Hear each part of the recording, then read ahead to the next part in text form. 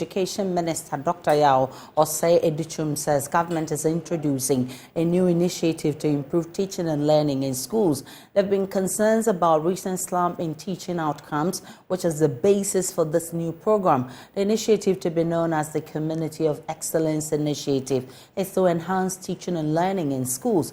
The ministry has already held an orientation program to sensitize relevant stakeholders ahead of the full rollout of the initiative. Listen to the minister. Primary 2 students were assessed in Ghana. Only 2% of them could read. Now the data has moved out to 38%, but we are still not satisfied.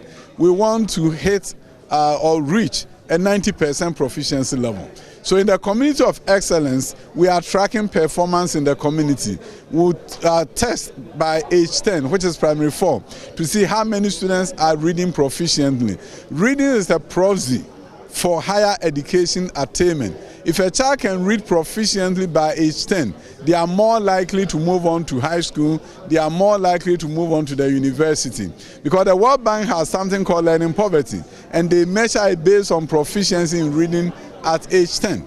So in Ghana, we want to make sure that we defy the norm. We really move up. In low and middle income countries, it's 53%. Ghana wants to be 90% proficient and not part of the 53 that is not doing well. 53 doing well means that 47 is not doing well. We want to be a country where learning poverty, as defined by the World Bank, will be a thing of the past, and that is why the Community of Excellence has been given birth to. It's to complement all existing reforms. So it doesn't replace Gallup. No, it's to complement Gallup. Additional resources have been given to us by the Big Win Philanthropy, which is an organization based out of the UK.